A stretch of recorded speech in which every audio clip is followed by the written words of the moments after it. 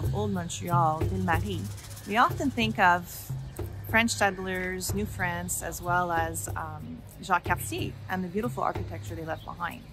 However, this land is very rich in its cultural history dating back over 8,000 years of First Nations. In Quebec, we have 11 First Nations, and behind me you can see the Ashukan cultural space where artisans, artists, as well as performers can come to share their knowledge, sell their artwork, as well as unite in transferring and in sharing the historical aspect of their cultures. I think I started going to Sacred Fire Productions in the first year that they opened, and the reason why I was attracted to Sacred Fire Productions is it was one of the few organizations, or one of the few, no, not one of the few, the only space in Montreal that would buy my crafts at a fair value market. I had done other places in Old Montreal and no one would buy my dream catcher at the price I wanted to sell it. I went to other places and they were willing to give me like $2.25 or $3 for a dream catcher that I spent like 2 hours making. And when I saw Sacred Fire Productions, they were actually willing to give me a fair value for my craft. If you were a crafter, a painter, a performer, their sole mission was to help you bring your work to a wider audience and to the general public. And that's where the name Ashukan came in from. It actually means building bridges. Interesting. Okay. Yes, I was sold from the moment I started learning about the missions and their economic development for the artists and the greater population. And it must be a great place also to network, right? With other artists or other... Oh my God, the networks. I've met hundreds of artists through this space. It's just amazing the quality that they have acquired in a short period of time. I think they've been open only for about 7 years. And the quality of the artists that they have, they don't only encourage isolated communities, they encourage the artists in urban settings, and they also encourage the homeless, which I thought was like out of this world, that there's actually a space that promotes homeless art. Is this on location? Do they come and do the actual art? No, they actually, they work usually, they're on their sculptures in parks or in different areas of Montreal, and they go to the space to sell their sculptures. And so the location in the Old Port or Old Montreal, how does that help Sacred Fire Productions? Well, one, the amount of visitors that go through Old Montreal is in the millions. So it gives a huge visibility for First Nation artists, artisans, or performers to start having an interaction with a large population.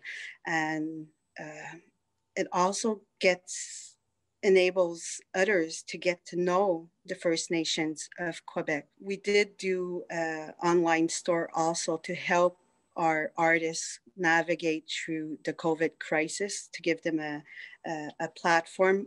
One, because it has impacted a lot of Indigenous artists or First Nation artists. So the type of events that you guys host would look like what? If you could picture, paint a picture for MAtv viewers, what would it be like? What is nice is when we do an opening, it's a setting that is so First Nation, that reflects First Nation culture, from the chef to the artists that we display in the space. It's a step above. We do indoor, outdoor events. Again, the emphasis is on a diverse group of artists. So whether it's throat singing, painters, performers, drawers, sculptures, the quality is incredible.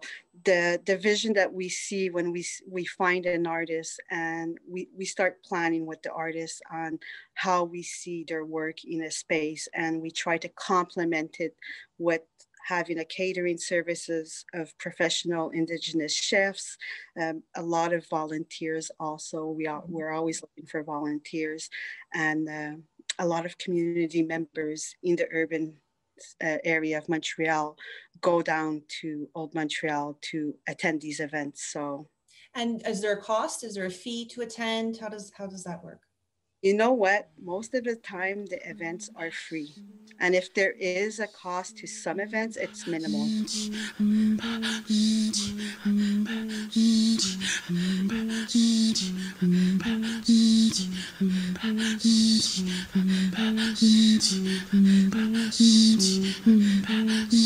In the month of March, March 8th, where it's International Women's Day. I know. It's your birthday. Happy birthday. Birthday. Thank you. So just on that note, for women, where do women fall into Sacred Fire Productions, and whether it's through the artists or, as you mentioned, First Nations that work within this nonprofit organization?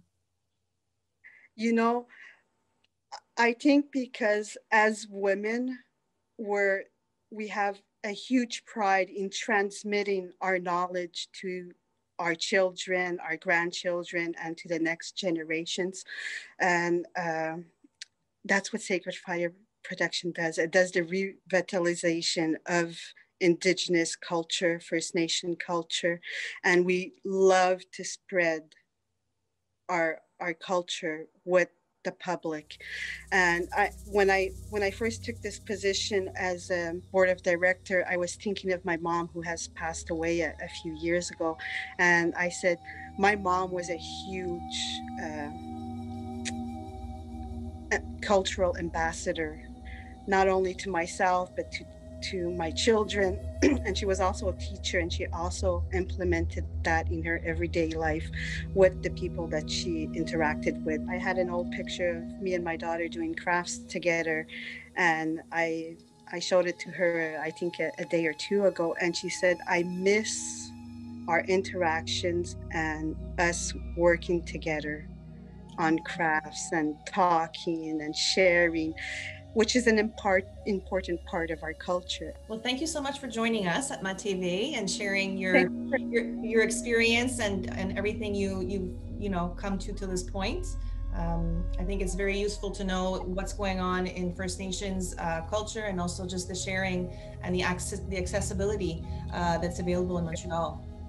I think Sacred Fire Productions was the first organization to open up in Montreal for the 11 nations across Quebec and the urban settings and the homeless.